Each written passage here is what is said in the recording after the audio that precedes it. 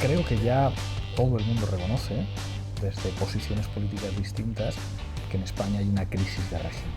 Una crisis de régimen político. Esto creo que hemos hecho muchas entrevistas hablando de esto. El 15M seguramente es una señal de esa crisis de régimen. Una primera señal que revela la ruptura de los grandes acuerdos sociales, de los elementos materiales de estabilidad del sistema político del 78, que luego tendrá pues una serie de traducciones electorales, la más completa, la más clara Podemos, pero también las candidaturas municipalistas, también lo fue de alguna manera AGE en Galicia antes, y al mismo tiempo, digamos, en ese periodo empieza a intensificarse otro de los elementos de la crisis de régimen, que es la crisis territorial, y que, digamos, hace que empiece a avanzar paralelamente a la crisis social el procesismo, entendiendo el procesismo como un fenómeno que ya tendría casi 10 años, que ha pasado por diferentes fases. Digamos que esos dos elementos reordenan el juego político en España y en Cataluña también. Y seguramente, si a eso le unimos pues lo que ha ocurrido en el País Vasco con el fin de ETA y con la definición estratégica del PNV, digamos que en España en los últimos años ha habido una reconfiguración del mapa político.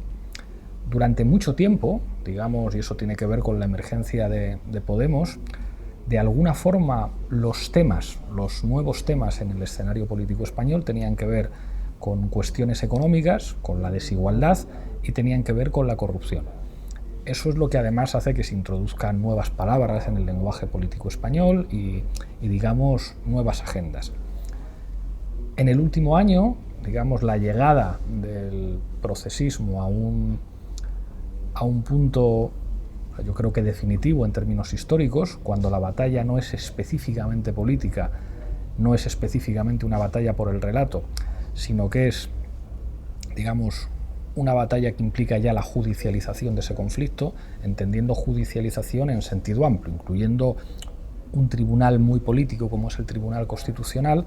Digamos que eso reordena de nuevo las piezas, y yo creo que permite, y aquí es donde está la contestación a la pregunta, algo que nosotros hemos querido llamar un cierto giro reaccionario. Ese giro reaccionario, que yo creo que tiene si hubiera que buscarle un momento, hay una intervención de la monarquía, que es una intervención histórica, que marca un antes y un después en el reinado de Felipe VI, que marca una diferencia con el reinado de Juan Carlos I, que de alguna manera entiende que hay una oportunidad de atrincheramiento y de bunkerización, que puede tener resultados electorales positivos, pero que a nuestro juicio no está poniendo encima de la mesa soluciones a los problemas. Digamos, no hay en este momento por parte de ese bloque reaccionario que ha arrastrado al Partido Socialista, y yo creo que hay muchos sectores en el Partido Socialista que son conscientes de ese arrastre. Creo que la salida de Pérez Tapias tiene que ver con la sensación de que se han frustrado muchas expectativas. No aporta soluciones a los dos grandes, digamos, conflictos que existen en el sistema político español, ambos relacionados con Europa de una manera compleja, sobre todo el social, que es, por una parte, la cuestión de la desigualdad y los grandes contratos sociales. La recuperación económica proclamada por el gobierno contrasta con datos catastróficos. O sea, que en España más de 9 de cada 10 contratos sean contratos temporales, que la media de los contratos sea 53 días, el 40% de paro juvenil, digamos, somos medalla de plata en Europa en paro juvenil, niveles de desigualdad que nos sitúan solamente por detrás de Bulgaria y de Rumanía, si no me falla la memoria. Digamos, no hay una propuesta de nuevo acuerdo social en España y no hay, desde luego, propuesta de solución a la cuestión territorial.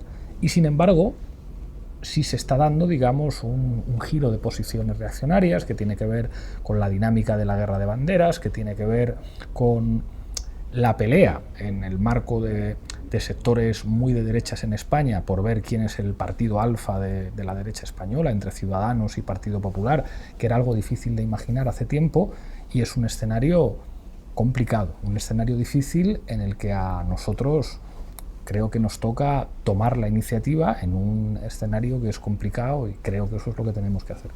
¿Al final ese giro reaccionario cierra la crisis?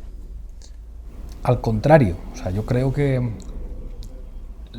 los elementos que pueden contribuir a cerrar la crisis son las soluciones en forma de contratos o en forma de acuerdos. Esos contratos tendrían que ir en dos direcciones. Un nuevo contrato social, digamos, algo que tiene que ver con el éxito seguramente del sistema político del 78, el éxito histórico, que asegura una cierta estabilidad, porque a pesar de los conflictos que implica la incorporación a Europa y la desindustrialización del país, hay una mejora notable del nivel de vida de los sectores medios y los sectores populares, hay, digamos, una ampliación del acceso a los derechos sociales, mejora la sanidad, la educación pública se convierte, digamos, en una realidad y se generan unas expectativas de progreso generacional entre amplios sectores medios y populares. Eso fundamenta la estabilidad de nuestro sistema político mucho tiempo. Y la entrada en Europa, como en todos los países del sur de Europa, tiene que ver con una promesa de prosperidad que hasta cierto punto parecía que se cumplía. Tenía razón Anguita cuando decía que lo de Maastricht era la autopista hacia el desastre, pero tuvieron que pasar pues algunos lustros para que efectivamente se concretara esa autopista al desastre. Y la cuestión territorial, otro de los grandes elementos de éxito del sistema político del 78, es un gran acuerdo que se vincula a través de pues, dos partidos muy importantes, uno es Convergencia y Unió y otro es en el PNV. En el caso de Convergencia y Unió podríamos decir muchas veces que es un pacto entre corruptos. Cuando el propio Jordi Pujol, que es un hombre del régimen del 78, dice lo de mover la rama, pues está hablando del pacto de no movamos la rama porque aquí cobramos todos del 3%. Hemos hablado hasta la saciedad, Juliana lo ha contado mucho, lo que implica la llegada de Tarradellas a España, el movimiento táctico muy inteligente de Suárez, apoyado por el rey de entonces, de reconocer una institución republicana previa a la Constitución del 78, como es la Generalitat. Esos son soluciones. Digamos que la transición española de hace 40 años aportó soluciones, no soluciones muy de izquierdas, en el caso territorial esto sería, digamos, fácil de poner en cuestión y muy discutibles en términos del modelo de desarrollo para nuestro país, un modelo de desarrollo digamos, de apuesta por la terciarización, por la desaparición del sector industrial, por las privatizaciones. Culturalmente todo esto es la época de la Beautiful People y la peor época del PSOE, es decir, no hay grandes acuerdos de país en un sentido, digamos, de izquierdas o progresistas en España en los últimos 40 años, pero sí son acuerdos de país que plantean unas estructuras sobre las que se afianza el sistema político muy poderosas. Ahora mismo el giro reaccionario no va acompañado de una suerte de contrato social y por eso yo creo que es tan evidente la inestabilidad de esos propios actores. La situación en la derecha no tiene precedentes, de repente, o sea, están en una situación electoral sin precedentes para ellos mismos, incluso teniendo que competir con una fuerza política que todavía no ha tenido responsabilidades de gobierno y las escasas que ha tenido a nivel municipal han sido un desastre como Ciudadanos, y un partido socialista que está de alguna manera atrapados en el callejón sin salida en el que se han visto muchos socialdemócratas en Europa, el callejón sin salida que no les lleva a ninguna parte. O sea, no hay que olvidar que los únicos socialdemócratas en Europa occidental a los que les va bien es a los portugueses. Y es a los portugueses porque han hecho un tipo de acuerdo de gobierno y un tipo de políticas diferente. Cabía esperar, con la victoria de Pedro Sánchez, que la hoja de ruta aquí fuera distinta. Ahora creo que tenemos una hoja de ruta idéntica a la que hubiera seguido Susana Díaz. Una cosa antes de que te pregunte, Aitor. Antes también hablamos de preguntas y respuestas y bueno, de los temas que están encima de la mesa, de las soluciones, ¿no?, que comentas, de los acuerdos de país. Vuestra propuesta de Estado plurinacional es eso, de principio a fin. O sea, es un modelo, es una solución, es una idea de cómo solucionar la crisis territorial que tenemos. Es una propuesta que responde a muchas preguntas que se estaban planteando. Podemos también responder a las preguntas relacionadas con la desigualdad, con la corrupción, con otro montón de cosas. ¿Por qué, si parece que es sentido común la propuesta plurinacional de Podemos y de En Comú Podem, y al mismo tiempo, bueno, es una propuesta que entra de lleno en intentar responder las preguntas del momento. Parece que como si fuerais Julián Guita con Maastricht, ¿no? Que igual está llegando demasiado pronto. ¿Por qué no termina de prender eso? Hay algo que siempre supimos, pero no es lo mismo saberlo que experimentarlo. Y es que la política funciona por emociones y no por razones. Nosotros tenemos la propuesta más Pero vosotros desde el principio apelabais a las emociones. Claro, y por eso nosotros, cuando jugamos en el terreno social, cuando las preguntas son sobre la cuestión social, nosotros podemos hacer compatibles las emociones con las soluciones más sensatas. Y creo que eso fue lo que nos hizo conectar con amplios sectores populares en toda España y en Cataluña también. Cuando nosotros hablamos de sufrimientos, dolores y pérdida de expectativas que generan una emoción política muy fuerte, que tuvo una primera expresión preelectoral, que es el 15M, y luego una expresión electoral con Podemos y las confluencias, que emociona, digamos, el cambio, digamos, como algo que respondía a un sentimiento que existía en España de injusticia, de dolor ante lo que implicaban los desahucios, ante lo que implicaba la emigración de los jóvenes, ante lo que implicaba el paro, ante lo que implicaba la degradación de la sanidad, la degradación de la educación, y ese es nuestro terreno. O sea, nosotros somos la fuerza que de alguna manera representa o que forma parte, digamos, de esa emoción política frente a las élites. Cuando entramos en la crisis territorial, nosotros estamos fuera de la geografía de las emociones. Ahí emocionan otras cosas. Emociona la identidad Cataluña o la identidad España, que se expresan a través de una serie de significantes muy concretos, muchas veces las banderas. Nosotros ahí tenemos la propuesta más sensata, sí. Tan es así que es hasta la propuesta mayoritaria. Es decir, lo que nosotros proponemos es lo que piensa la mayor parte de la sociedad catalana e incluso, dicen algunas encuestas, lo que piensa la mayor parte de la sociedad española. Pero digamos, estamos fuera de la geografía de la emoción política y nuestra propia gente se aleja, tienen la sensación, eso lo expresaba Irene Montero muy bien, de que estamos hablando un sofisticado lenguaje para políticos, un sofisticado lenguaje de élites. En el mejor de los casos podrían decir que qué profundidad académica en la manera que tiene Podemos de explicar la complejidad plurinacional de España, pero estamos fuera de la geografía de los sentimientos. Por eso cometimos un error. Cometimos el error de no impedir que la agenda social, que una geografía política de la emoción, que es la que nos da sentido y la que nos ha permitido en estos 4 años hacer cosas tan increíbles, pues digamos que perdiera foco en nuestro país. Alguien querrá decir, bueno, no es culpa vuestra, hay cosas que ocurren. Bueno, pues en política uno tiene que asumir las cosas como vienen y tiene que asumir, pues, lo que decíamos en el Consejo Ciudadano, que el árbitro está comprado, bueno, pues ya lo sabemos. Esta mañana hemos hablado de Castor y sois, creo que, el único medio que lo ha sacado. En este país, si hablas de algunos multimillonarios, las televisiones y los periódicos miran para otro lado. Bueno, no nos podemos quejar, ya sabíamos que eso era así, eso siempre ha funcionado así y es muy difícil de cambiar y ese es el terreno en el que tenemos que combatir. Y aquí creo que ese elemento, digamos, de la geografía de las emociones políticas es determinante para cualquier fuerza. Y si, no el problema, pero si resulta que es que la izquierda social española es nacionalista española, es decir, ¿cómo podéis llegar a intentar que esa propuesta de plurinacionalidad cale entre quienes son nacionalistas españoles y a lo mejor de izquierdas también, sociológicamente, quiero decir, hablo de la gente, de la... Yo creo que eso ya ha calado y que eso forma parte de un sentido común mayoritario. El problema es que para esos sectores mayoritarios no es seguramente el tema principal. La fraternidad yo creo que es una cosa que es lo que siente la mayor parte de la ciudadanía de este país.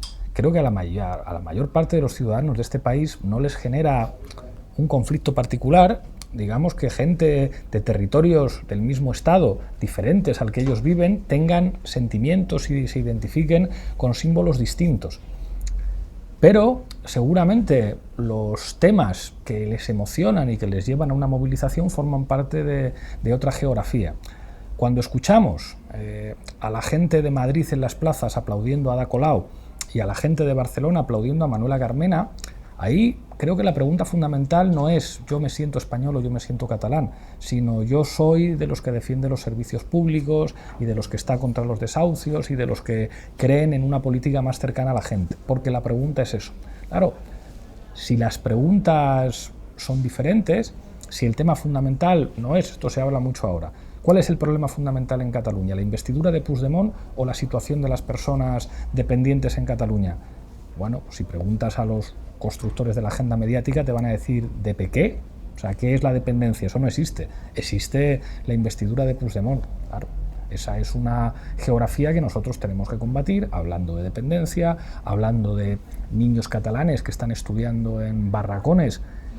Además, en barracones muchas veces que se han hecho por empresas que formaban parte del 3% y que están en concurso de acreedores. De eso tenemos que hablar nosotros.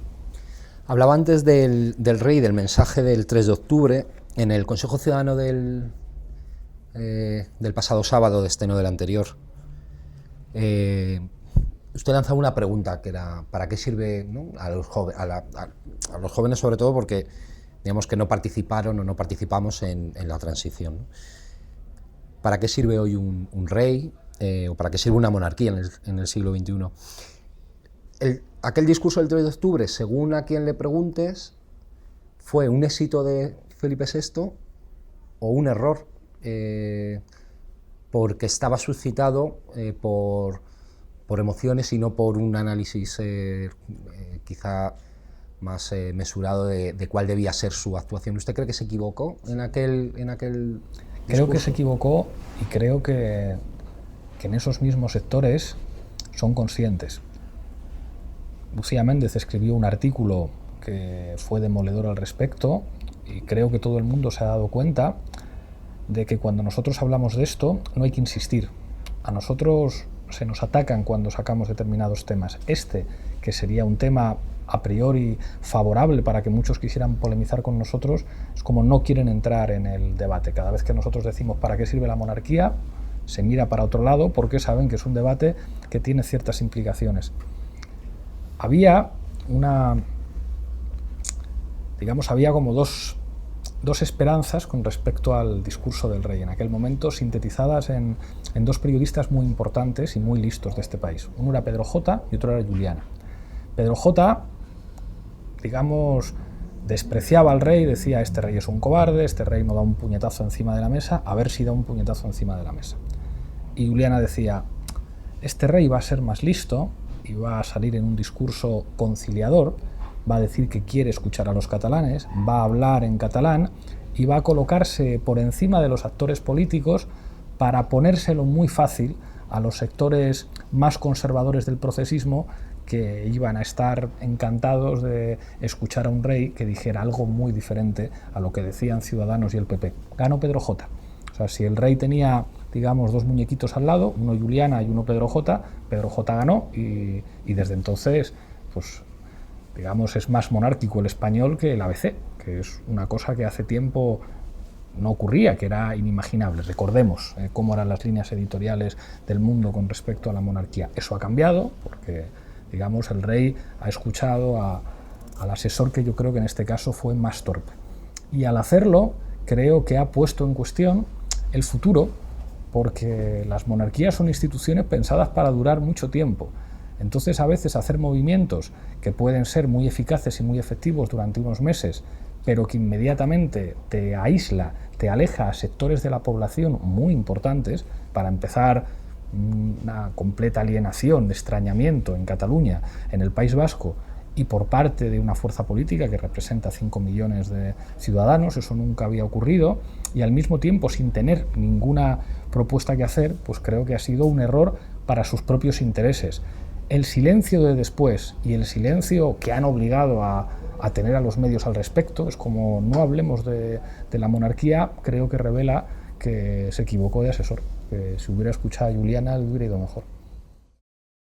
Y hablaba también de la competencia que parece que se ha abierto en la derecha entre Ciudadanos y el PP. ¿Han detectado ustedes un cambio de tendencia en el apoyo o en el respaldo a Albert Rivera y a Ciudadanos, y que parte de esas élites o de esas grandes empresas o de las instituciones que durante mucho tiempo han mantenido el sistema bipartidista están cambiando de caballo de cara a las elecciones del 2020. Da la impresión de que hay una pelea. Fue muy llamativo ver al Partido Popular denunciando a ABC por una portada que supuestamente favorecía a Ciudadanos. A ABC, Luca de Tena. Eso es tremendo. Aznar, como operador político que apuesta desde FAES por Albert Rivera, lo dijimos en sede parlamentaria. Cuídese, señor Rivera, que es el operador político de Aznar. Es probable que haya dentro de las élites división de opiniones. Digamos, nos hace falta una derecha nueva y otros sectores que digan más vale conocido que bueno por conocer. Eso seguramente es una expresión también de la crisis de régimen, cuando hay contradicciones en el propio bloque. Esas contradicciones, en este caso, básicamente es por ver quién lidera en un momento en el que las encuestas le sonríen. Pero mucho ojo. Estamos muy lejos de unas elecciones generales, no hay transferencias de votos de las fuerzas de los campos progresistas con ellos, hay básicamente desmovilización por un contexto muy específico de giro reaccionario, marcado por el choque de la estrategia procesista con el Estado y con la judicialización de ese conflicto político. Mucho ojo con respecto a lo que pueda ocurrir en este país. Yo creo que nosotros tenemos un margen de crecimiento enorme, y lo que han demostrado, digamos, los últimos meses o años es que los ritmos de la política española ya no son como antaño. En 2 meses siguen ocurriendo décadas. Entonces, ¿no piensas que el giro reaccionario también ha traído consigo no sé, una sociedad más conservadora, una sociedad más, bueno, voy a decir de derechas? Creo que la política se está empezando a vivir como las series de televisión, que son dispositivos emocionales en los que nos empezamos a acostumbrar a que tiene que pasar algo en cada capítulo. En cada capítulo tiene que ocurrir algo. Pero luego las series se organizan por temporadas y digamos, muchas veces es inevitable que la sensación con la que te deja el último capítulo, querer convertirla en una verdad histórica. Esta sensación con la que me he quedado después de lo que ha ocurrido en los últimos tiempos quiere decir que la sociedad española se ha hecho conservadora. Es como, vamos a ver las temporadas enteras y ver todas las cosas que han ocurrido. Yo creo que no, porque hay movimientos más estructurales que están demostrando lo contrario. Una cosa de la que se habla poquísimo y que es brutal es la revolución de las mujeres que se está produciendo en este país y que ha logrado desafiar las movilizaciones en la calle sin ningún tipo de dramatización y apoyo mediático. Ha logrado desafiar la guerra de banderas de los últimos meses. Eso habla de una sociedad muy avanzada, de una sociedad muy progresista, de una sociedad que se identifica con otros valores. Entonces, creo que es una evidencia que la estrategia del procesismo, llegada a un determinado punto, digamos, ha sido muy bien aprovechada por los sectores más reaccionarios de este país para rearticular el tablero de juego a su favor. Tapar con banderas la corrupción, tapar con banderas la desigualdad, tapar con banderas, digamos, buena parte de los problemas que más preocupaban a la gente y digamos, con un ecosistema mediático, digamos, enamorado de esa dinámica seriéfila de la política y de vamos a llevar todos los estudios a Plaza Cataluña para... Bueno, yo creo que hay que acostumbrarse a que los ritmos de la política han cambiado y empieza la temporada 2018. Vamos a ver qué pasa en los próximos capítulos. Yo creo que van a ser buenos para nosotros. ¿Cuál es el giro argumental para la segunda temporada? Bueno, ya está ocurriendo y ya lo tenemos, o sea, ya lo estamos viendo. Por una parte, la corrupción en este país siempre vuelve, y la corrupción en este país siempre vuelve como un cáncer que está desarrollando una metástasis en las instituciones que plantea la urgencia de la limpieza. Al mismo tiempo, la injusticia y la desigualdad social es algo que siempre vuelve porque afecta a la vida de la gente. O sea, lo de los 53 días, que es la media de los contratos en España, eso es un recordatorio permanente de elementos que van a estar en la agenda. Y creo que en la medida en que el giro reaccionario no ha podido sellar esas cuestiones porque no tiene nada que ofrecer, porque no hay, digamos, una suerte de nuevo welfare state que diga nuevo pacto social, aseguramos, como llegan muchos turistas a España, ¿verdad?, pues aseguramos que suban los salarios en el sector turístico, aseguramos que termina la precariedad, los periodistas cobran todos más de 1.000 euros. No ha ocurrido, lo cual hace que determinadas heridas vayan a seguir siendo determinantes en términos políticos, y ahí es donde nosotros tenemos que jugar nuestro papel y no podemos caer en el ensimismamiento de los temas que no sirven para hacer avanzar el cambio. Entonces, ¿tú crees que el desgaste de Unidos Podemos se circunscribe a la coyuntura del procesismo? Seguramente sería muy cómodo decir, no, es un problema ajeno a nosotros, tiene que ver, creo que ahí nosotros tenemos que asumir toda la autocrítica, pero creo que no deja de ser en la secuencia impresionante todo lo que hemos conseguido en estos 4 años, y impresionante dónde nos mantenemos a pesar de todo. Y a partir de ahí yo creo que nosotros tenemos mucho que decir y que tenemos que seguir trabajando para ganar. No es la primera vez. O sea, yo recuerdo una encuesta de Celeste Tel de octubre o noviembre de 2015 que nos situaba por debajo del 13% de los votos. Ninguna hace eso ahora, y estamos hablando de encuestas a mes y medio de haber obtenido más del 20% de los votos en unas elecciones generales. Creo que vivimos en una época en la que son muy atractivos los titulares definitivos. Debacle, caída libre, caída en picado, y los números no dicen eso. Los números lo que dicen es que hay una desmovilización apreciable de los electorados de izquierdas, en particular del nuestro, que no se van a otro partido, que se van de momento a la abstención. Bueno, eso nos está señalando dónde y cómo tenemos que trabajar, y mi impresión es que lo vamos a hacer bien y que nos va a ir muy bien. ¿Pero qué pasa con esas clases populares a las que habitualmente se dirigen dirigentes, bueno, de Podemos y otras formaciones del bloque de Unidos Podemos, que parece que son las que más les cuesta confiar en aquellos que parece que son los que mejor podrían representarles? Es un debate muy clásico.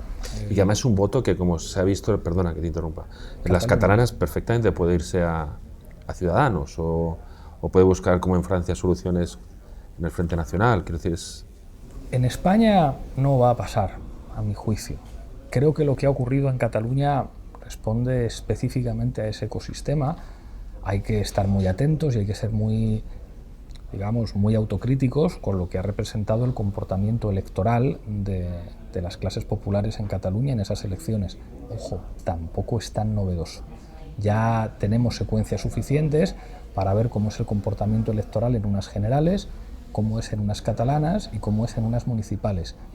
Que a nadie se le olvide que en las elecciones del mes de septiembre de 2015 nosotros tenemos un mal resultado en Cataluña y solamente faltaban 3 meses para las generales. Entonces los titulares ya nos habían enterrado definitivamente. Incluso había sectores a la interna que ya, daban todo por perdido. Solo tuvimos 2 meses y medio, y 2 meses y medio después de tener un decepcionante resultado en Cataluña, ganamos las elecciones en Cataluña. Entonces creo que el comportamiento político tiene que ver con las preguntas, y hay algo evidente en el caso de muchos amplios sectores populares en Cataluña, y es que no se identifican con el procesismo. No se identifican con el procesismo. Y cuando hay una pregunta clara, dicotómica, digamos que la opción que apuesta por el diálogo, que apuesta por el acuerdo, que apuesta por el sentido común, cuando la geografía es de las emociones, pues digamos que lo tiene más difícil, y digamos ese tipo de emociones en las que en Cataluña se ha visto que también es plurinacional y que también hay una nación española que existe en Cataluña, bueno, pues se ha visto en el resultado de las elecciones catalanas, cuando la pregunta es esa. Cuando la pregunta es ¿qué bandera le gusta a usted? Pues el comportamiento electoral es diferente a cuando la pregunta es ¿qué servicios públicos quiere usted? ¿Y eso no es un problema de izquierda española? Que cuando la pregunta es sobre la bandera parece que no juega el partido. Es verdad, pero es un problema universal de la izquierda.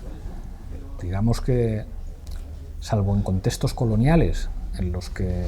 Sí, o América Latina. Claro, pero que en realidad son contextos neocoloniales en los que la nación se puede convertir básicamente en el vehículo de la justicia social, la reivindicación de la dignidad nacional, frente a una opresión que tiene un carácter evidentemente colonial.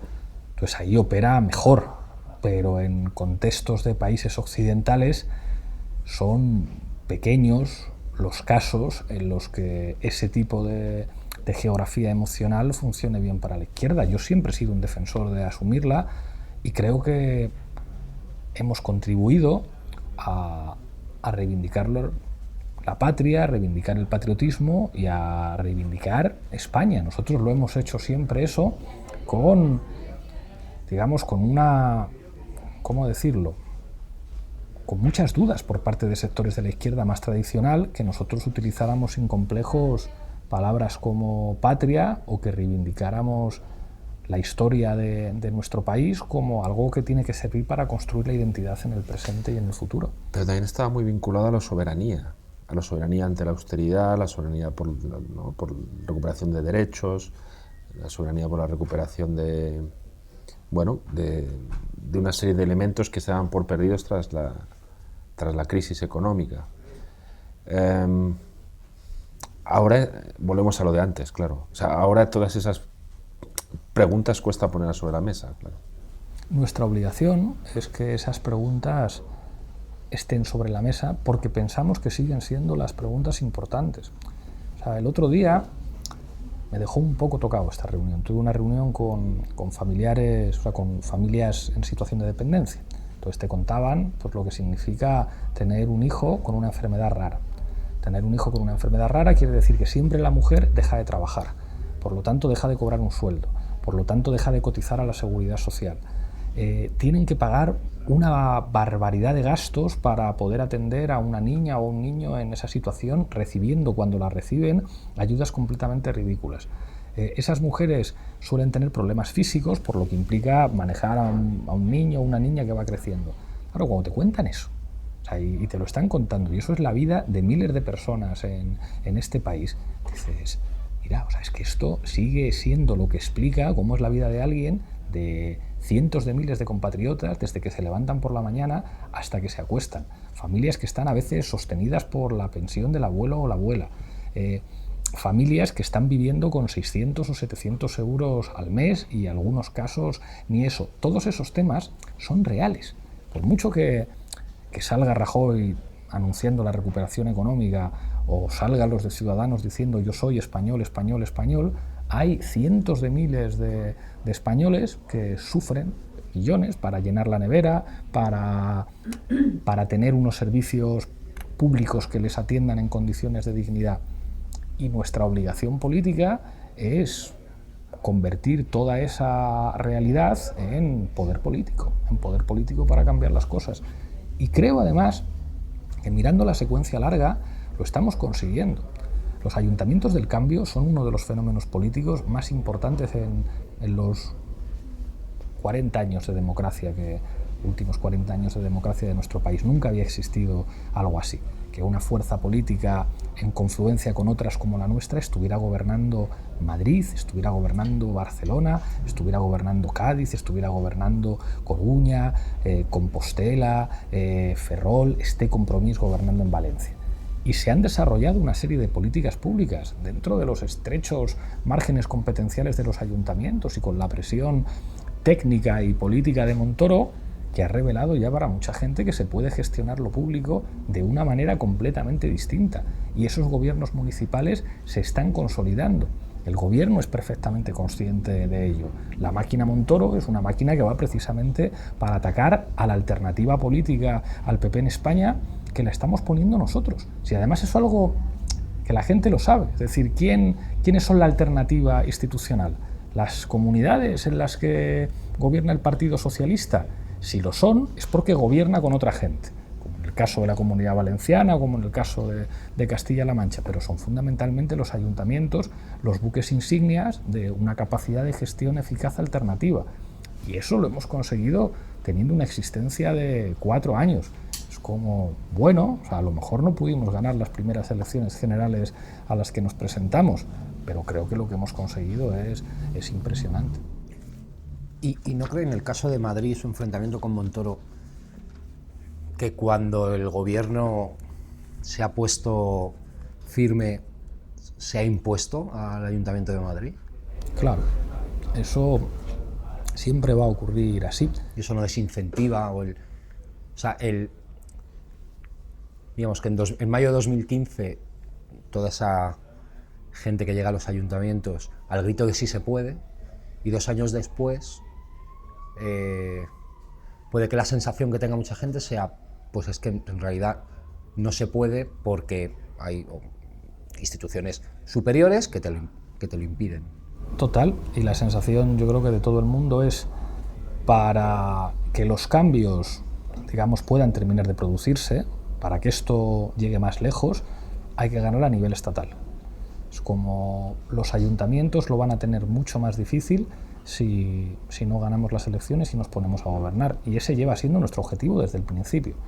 Algo que a nosotros no nos van a perdonar jamás, y en ese sentido hemos sido muy originales, es que nosotros desde el principio dijimos, nosotros estamos aquí para gobernar.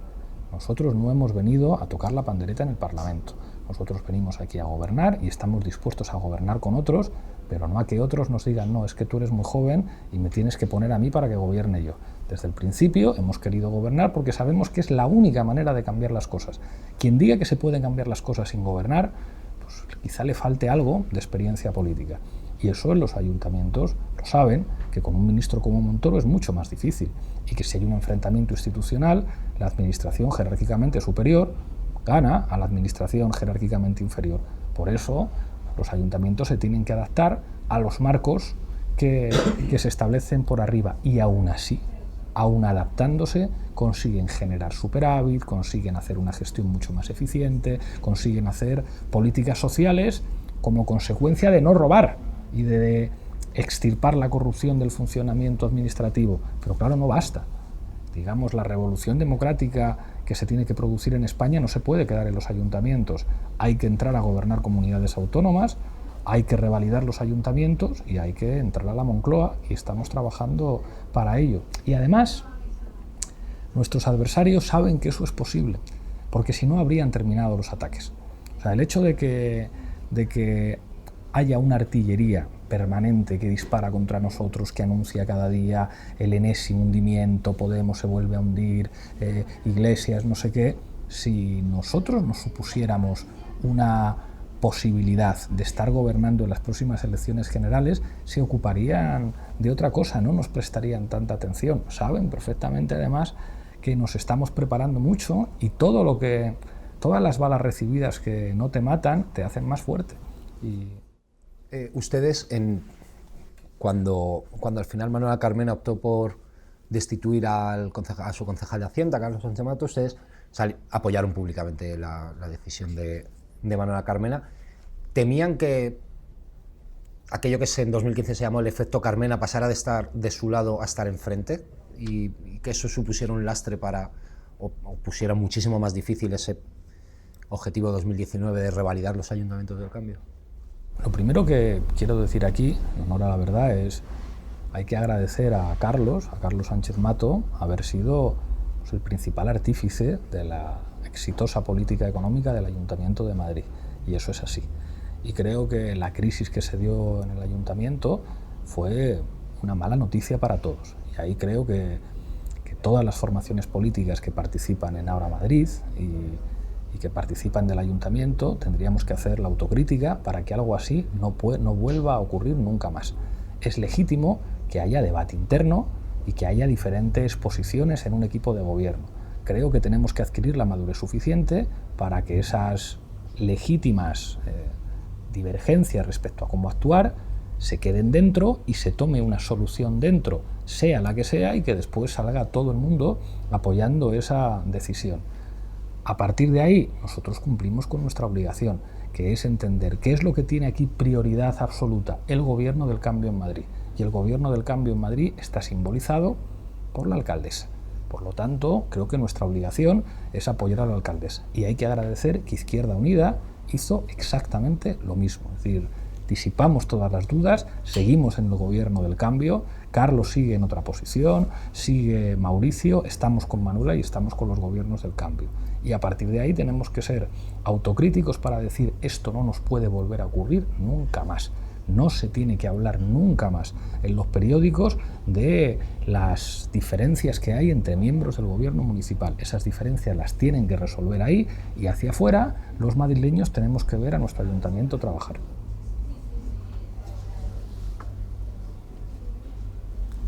De cara a ese objetivo de 2019, que usted planteó en el Consejo Ciudadano también, la necesidad de empezar ya a trabajar en los ayuntamientos y en las comunidades autónomas para revalidar en 2019 lo que se consiguió y aumentarlo. ¿Cómo casa esto con la situación que tienen ahora en los municipios en los que organizativamente y sin que haya un plazo mínimo marcado no están sin órganos de dirección? Es verdad que está en la asamblea y los círculos, pero digamos no hay órganos ejecutivos del día a día que puedan ir, no sé, gestionando asuntos como ir preparando la confluencia o para 2019, o ir atendiendo el día a día del partido a nivel municipal. ¿No temen que se diluya lo poco que se ha podido construir en estos 4 años? Hay que ponerse ya. Las elecciones municipales son una magnífica oportunidad, no solamente para construir, digamos, las alternativas de gobierno y para consolidar los gobiernos que ya hay, sino que son una excelente oportunidad para construir tejido social en todo el territorio del Estado.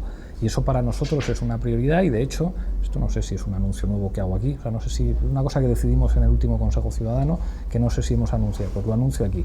El próximo Consejo Ciudadano de Podemos será un monográfico sobre el desafío municipalista de 2019. Vamos a dedicarnos exclusivamente a eso. En el trabajo que vamos a hacer en el territorio, la dirección estatal con las direcciones territoriales, el elemento básico, fundamental, es el desafío municipal por lo que implica en términos organizativos. Y ahí nos vamos a dejar la piel, porque se nos vea, a mi juicio, tiene que ser en confluencia con diferentes actores que estamos construyendo juntos el cambio político. Y sobre las fórmulas, pues eso, como abordamos en Vista Alegre, lo decidirán los inscritos. ¿Las fórmulas las decidirán los inscritos sin un acuerdo genérico con Izquierda Unida que marque unas líneas generales o unos márgenes en los que, salvo cuestiones especiales, deba, digamos, dirigir a la mayoría de esas candidaturas? Es decir, eso que le pide Alberto Garzón de acelerar, de fijar antes de Semana Santa, lo van a hacer, si no, ¿cómo? Y sobre todo,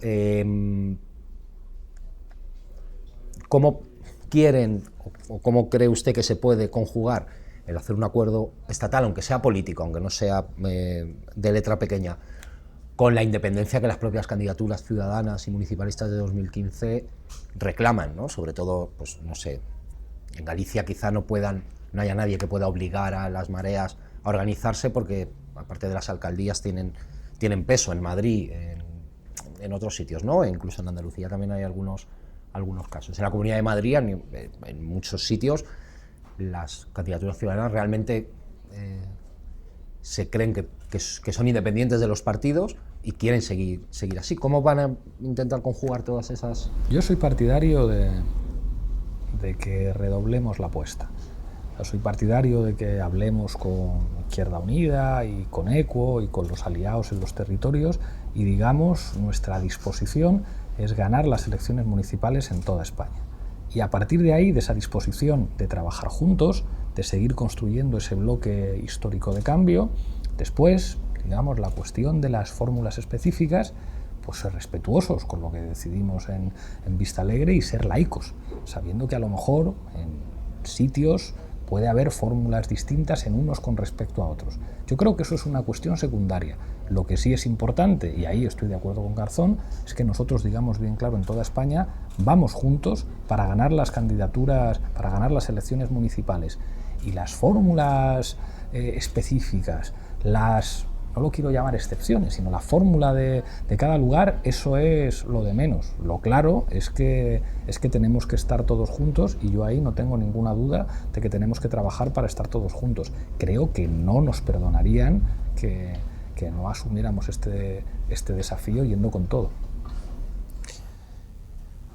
Dentro de esas excepcionalidades, no sé, se imagina, por ejemplo, que competir en Madrid, en la Comunidad de Madrid, que de repente, no sé, Íñigo Errejón, que es el candidato, ¿no?, que estamos hablando para la Comunidad de Madrid por parte de Podemos, vaya solo y que enfrente hubiera un Carlos Sánchez Mato con Izquierda Unida, es decir, cosas así. O sea, creo que... O sea, que Alberto Garzón, que está justo detrás de ti en el escaño, hiciera campaña contra el que tiene ahora mismo a su derecha. Creo que si eso ocurriera, mucha gente nos correría a gorrazos y con razón. O sea, creo que lo que hemos construido es muy importante, costó. Había mucha gente en Izquierda Unida que no estaba de acuerdo con Alberto, y Alberto hizo una apuesta muy valiente. Nosotros también en su momento tuvimos el debate, pero creo que los inscritos de ambas organizaciones fueron inequívocos, con mayorías históricas por encima del 90%. Y creo que los ciudadanos en Madrid, que están esperando sacar a Cifuentes de la presidencia de la Comunidad de Madrid, no aceptarían que nosotros llegáramos con tonterías de si vamos por separados y nos vamos a hacer campaña los unos contra los otros. Creo que hay que construir una candidatura muy amplia, muy diversa, en la que haya gente distinta, pero que precisamente en esa diversidad que nos permita crecer, pues sea lo que nos permita construir una mayoría para gobernar. Pero ahí creo que Íñigo va a ser el próximo presidente de la Comunidad de Madrid. Tendrá que haber unas primarias, le tendrá que votar la gente, eso dependerá de los inscritos, pero ahí creo que todos tenemos la obligación de que en esa candidatura no se quede nadie fuera y acumulemos todas las fuerzas que van a ser imprescindibles para ganar en Madrid. Dice muy habitual lo de Íñigo Errejón va a ser el candidato. El otro día en el Consejo Ciudadano, si no me equivoco, fue el único candidato que citó con nombres y apellidos de cara a 2019. Creo que a Manuela Carmena y a Íñigo Errejón, fue a los dos que mencionó. Entonces, por un lado da la sensación de que tiene muy claro que va a ser Íñigo Errejón, y por el otro lado da la sensación de que cada cierto tiempo lo tiene que reiterar. Eso se tiene que ocurrir algo que lo establezca definitivamente. ¿Hay algún periodo, algún plazo? ¿Hay algo para que lo lance usted?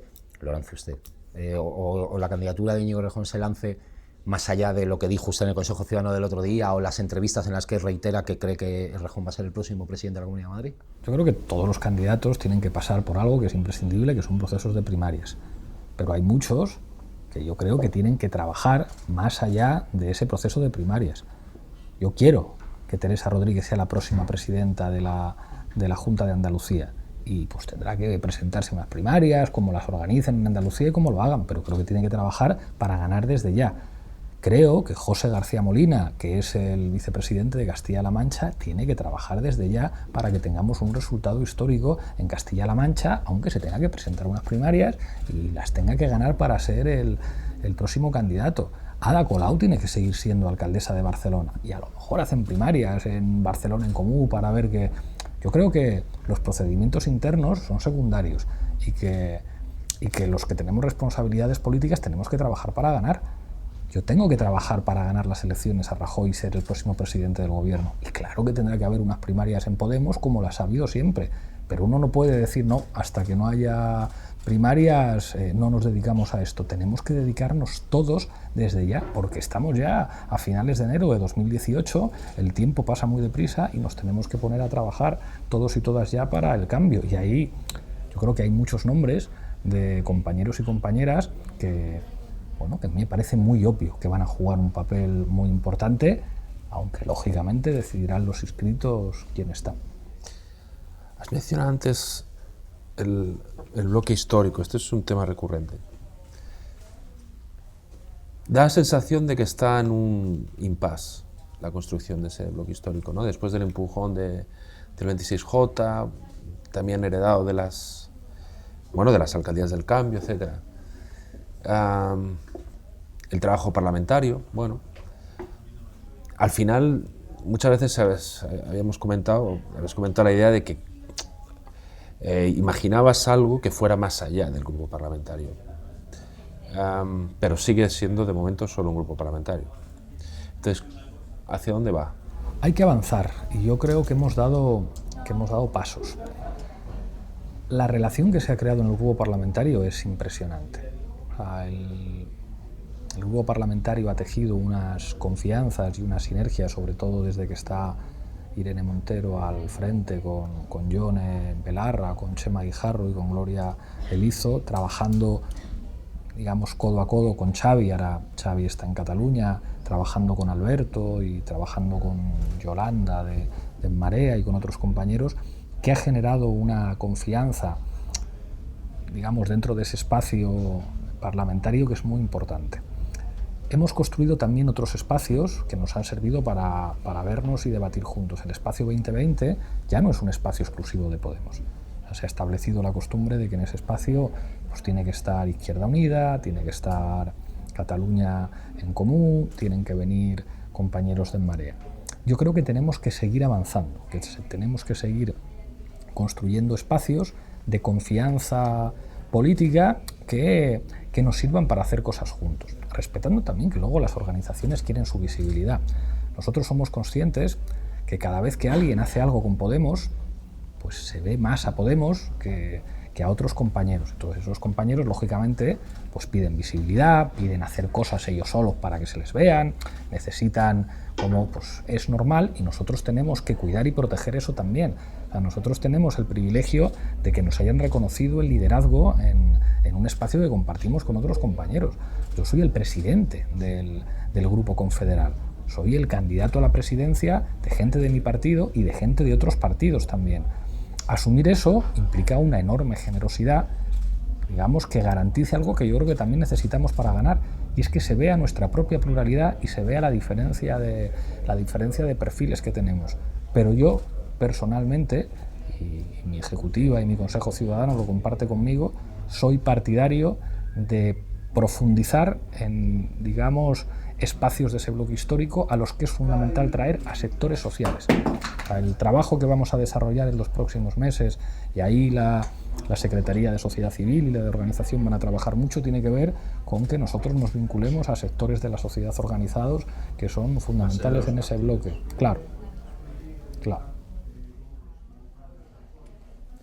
Ese liderazgo que es el que, digamos, quizás sirve de pieza clave, ¿no? Que une todos los elementos, ¿no? Los elementos muy dispersos que en el pasado en algunos casos incluso estaban enfrentados, digamos que se han unido alrededor suyo. Ese liderazgo se está poniendo en duda más allá de encuestas y más allá digamos, de diferencias internas dentro de los partidos, salvando las críticas normales que hay entre quienes han confrontado. El liderazgo de Pablo Iglesias dentro de todo el bloque histórico del cambio, ¿cree que está en duda, como algunas personas pueden expresar en público y en privado, o cree que no? Creo que a mí no me corresponde responder a esa pregunta. Yo no soy más que un servidor, no soy más que un instrumento que una serie de compañeros han colocado para una misión muy difícil.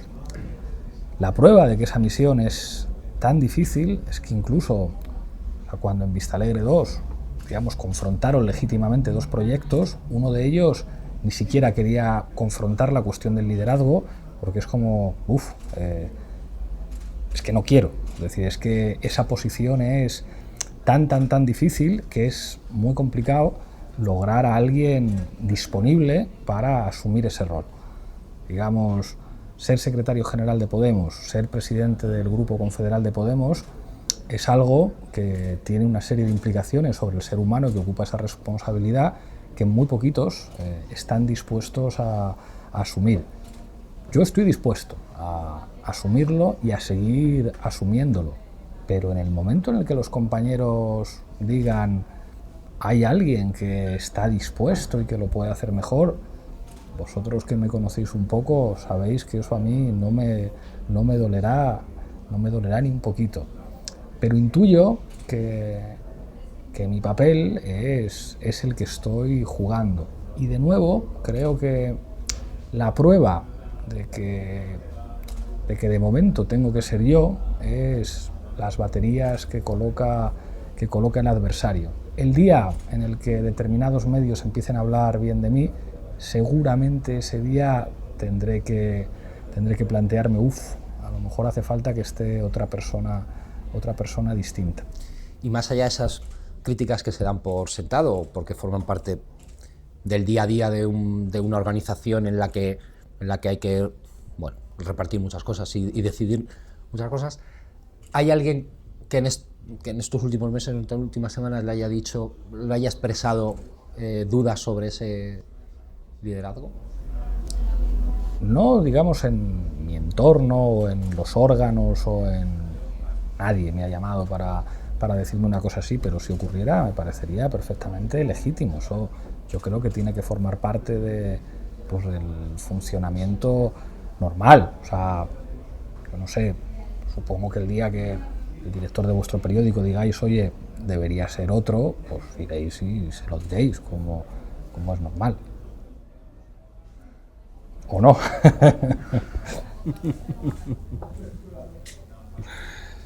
Dicho lo cual, siempre vosotros habéis dicho que veníais aquí a la política institucional, pero no con el afán de convertiros en políticos profesionales. ¿Qué plazos crees que serían prudentes para que eso pasara? O sea, tú has hecho el 15, el 16, que es un ciclo, ahora viene el segundo ciclo. ¿Te has marcado algún objetivo, para volver a hacer otras cosas? O... El objetivo ahora yo creo que es las próximas elecciones generales. Y ahí habrá que evaluar. Yo creo que después de unas elecciones, cuando uno es candidato, tiene que evaluar el resultado. Y la evaluación del resultado yo creo que tiene que ser definitiva. Y no es lo mismo si el resultado es bueno que si el resultado no lo es. Yo siempre he dicho que a mí 8 años me parece un tiempo muy sensato, que quizá por circunstancias inevitables pues se pueda prorrogar 2 o 4 más, pero yo pienso que más de ese tiempo no tendría ningún sentido. Llevo ya 4. Te iba a decir, ¿pero estás disfrutando esto? Mucho. O sea, esto tiene elementos de sacrificio que son difíciles, pero esto es el mayor honor que puede tener un militante político. Digamos, no hay responsabilidad más alta y precisamente por eso, digamos, es fascinante en términos históricos, es fascinante por las cosas que se pueden cambiar. No digo que cuando esto termine, pues no me lo pase muy bien también y sobre todo tenga una vida más tranquila, con menos estrés, pues duerma más tiempo, lea más, tenga más tiempo para divertirme o para cuidar a la gente que quiero, pero esto es fascinante. Nadie, digamos, aguanta una cosa así si no le fascina y no le encanta, porque los sacrificios y la presión son enormes. Además, uno nunca está Quien preparado. diga que está en una cosa así a regañadientes, miente, porque es lo suficientemente duro para que te tenga que gustar mucho. Y que uno nunca se lo imagina, ¿no? O sea, nunca está preparado del todo mentalmente para de repente llegar a no poder salir a la calle, quiero decir. En nuestro caso un poco más, porque fue todo más rápido y digamos como implicó un tiempo de adaptación duro, pero ya contábamos con eso, ya contábamos con que a nosotros pues, todo iba a ser enormemente difícil y bueno, pues es el reverso de buena parte de las cosas que hemos conseguido, pero cada vez eso lo llevamos con más naturalidad. A nosotros nos ha pasado algo, y a mí en particular, y es endurecerte mucho. los golpes duelen, entonces los golpes te pueden matar, los golpes pueden acabar contigo, pero si no acaban contigo, te hacen muy fuerte, y nosotros nos hemos endurecido mucho y creo que los adversarios son conscientes de ellos,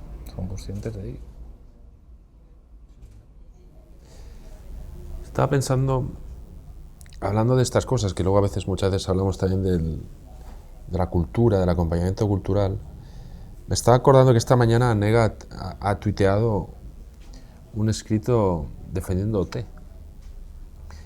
Y Podemos, en la cuenta oficial, también ha tuiteado sobre OT. Incluso, bueno, alguna de Echenique y otros, ¿no?, de dirigentes, los de Izquierda Unida, también han tuiteado acerca de OT. Entonces, ¿qué está pasando con eso? Quiero decir, se ha cambiado... la hegemonía cultural de repente ha pasado de cosas relacionadas con el 15M a cosas relacionadas con OT, y al mismo tiempo está bien que así sea, o es un ingrediente más de lo que está pasando. Los jóvenes... a mí me choca esto, porque OT ¿cuánto lleva? 20 años. Y de repente hay un enganche que va mucho más allá de chavales. A mí este caso concreto se me escapa. O sea, me suelen gustar mucho estos debates, y ahora creo que hay un debate animado además por los polemistas, ¿no? Nega está leyendo a Víctor Lenore, entonces, digamos, se ha puesto muy de moda claro. Y como hay una cantante que canta a Víctor Jara, pues claro, pues también todo de la izquierda simpatiza con eso. Supongo que va por ahí. O sea, aquí me meto en un terreno que desconozco porque no he seguido Operación Triunfo, y pues ayer sí me enteré de algunas cosas, he visto los tweets, he visto los fragmentos, he hablado con Juana Tey, tenemos que poner alguna cosa con esto, pero no es mi medio. O sea, es como si hablamos de series, que son un fenómeno de cultura de masas muy popular, ahí sí me manejo bien porque soy un consumidor compulsivo de series, y algo menos, pero también de literatura. Creo que el tema fundamental aquí tiene que ver, digamos, con la captación de las características culturales de una época. Esa captación, esa, digamos, capacidad de empatizar, es enormemente difícil, crea muchísimos debates, pero solamente el hecho de que se debata de eso ya señala que hacemos las cosas bien. O sea, durante mucho tiempo la izquierda estuvo encerrada en sus propios guetos de autoproducción cultural en general muy mediocres, que no era verdad que allí estuviera la alta cultura. Y desde hace un tiempo creo que todo el mundo se ha dado cuenta de que las tendencias culturales de una sociedad es el terreno de juego. Y siempre me voy a las series, que es mi terreno. Las series han sido capaces de... O sea, Black Mirror es la prueba de, digamos, de cómo hacer distopías a partir de tendencias actuales. Pero incluso aquel debate tan ñoño que tuvimos sobre si Coldplay o Bruce Springsteen, en realidad era un debate sobre cuáles son las tendencias culturales que van a funcionar y cómo se relaciona esto con las clases sociales y digamos, nuestra propia forma de vestir, la música que escuchamos, es decir, los debates de la izquierda sobre el reggaetón, o sea, qué es lo que ha significado el reggaetón, qué significa para los adolescentes, qué está significando el rap, está significando algo parecido a lo que el rock radical vasco supuso en su momento. Es un debate complicado en el que a mí me gusta mucho leer a los provocadores, porque provocan y provocar siempre está bien, pero tengo mis cautelas y mis dudas. Se ha puesto de moda últimamente decir, no, porque, digamos, la izquierda se ha alejado demasiado de los gustos de las clases populares y eso es una forma de elitismo hipster. Puede haber una parte de verdad en eso, ¿no? Y todos leímos a Owen Jones y leímos Chaps y nos fascinó. Y el fenómeno Trump pues ha hecho que todo el mundo haga una lectura de lo que representa la América redneck y los sectores populares. Y el Brexit es como han sido sectores populares los que se movilizaron por ese cosmopolitismo urbanita de la... Son debates fascinantes en los que yo no sé si tendría una respuesta. Y bien sabéis que soy un depredador cultural en el consumo. Supongo que cuando nos hacemos mayores nos hacemos menos identitarios, o sea, cuando pues éramos jóvenes y nos gustaba el heavy o el punk, no escuchábamos otra cosa. Entonces, ¿verdad? Ibas en el coche con tus padres y te ponían Carlos Cano y te gustaba, pero no lo reconocías, pero creo que eso era más actitud adolescente que otra cosa. Ahí, una persona que siempre tuvo esto claro desde el principio, yo me acuerdo, yo conocí a Rafa Mayoral siendo yo muy jovencito, teniendo yo 14 y él 18 años. Y recuerdo perfectamente a Rafa Mayoral defendiendo a Concha Piquer y nos explicaba, decía, Concha Piquer era para nuestros abuelos lo que es ahora Extremoduro. Y a mí me parecía una metáfora forzada y por eso la recordé, pero había captado bien lo que significa la producción, lo que significa la cultura popular. La cultura popular como elemento imprescindible para hacer política, como elemento imprescindible de un ecosistema político en el que intervenir. Y ahí creo que ahora hay mucha más conciencia de eso, y es bueno, o sea, aunque el debate no se cierre nunca, lo que tú has puesto encima de la mesa, joder, es muy inteligente, es decir, no, claro, ahora, desde 2017, que tenemos todo en YouTube, queda súper bien, digamos, esa especie como de retrofilia, de ay, cómo molaba El Pico, Navajeros, qué buena película, el programa este que está haciendo Ana Pastor, no sé si los jueves o los viernes por la noche, que es una cosa como de nostalgia, de dónde estabas tú el año no sé qué, y siempre el pasado se mira como hay una canción de Los Chicos del Maíz, la de los 80, que es una especie como de proyección de imágenes, digamos, de ese mundo. Yo creo que es clave dar esa batalla, o sea que en realidad otro día en el Twitter, como una discusión, estaba leyendo la novela esta de Padura, que viene ahora a España y tal, entonces alguien me hacía como un comentario muy escolástico de está bien literatura, pero leer literatura, pero lo que hay que leer es ensayo político o no sé qué, porque como se aprende leyendo ensayos, es como es mentira, es decir, la novela social llega mucho más lejos, puede adquirir mucha más grandeza sociológica e histórica que buena parte de los ensayos que se hacen sobre historia, sobre sociología o sobre ciencia política. Desde Cervantes, pasando por Clarín, por Galdós, hasta la novela negra de Vázquez Montalbán o el detective Mario Conde de Padura. Y eso tiene que ver, básicamente, con una batalla por la cultura en una sociedad. Y quien no asuma eso como el territorio de combate, pues no ha entendido nada. Es mucho más importante. No se habla siempre de la manipulación mediática. La manipulación mediática no está en los telediarios. Todo el mundo detecta cuando se manipula en un telediario. La clave fundamental está en las series, en las películas y en los programas de entretenimiento, en la producción cultural. Es mucho más importante OT, que yo no lo veo mucho, que el telediario. Son mucho más importantes los programas de entretenimiento y las series que los informativos. Y creo que de eso ya nos hemos dado cuenta y creo que eso es bueno. Hasta lo que significa el humor.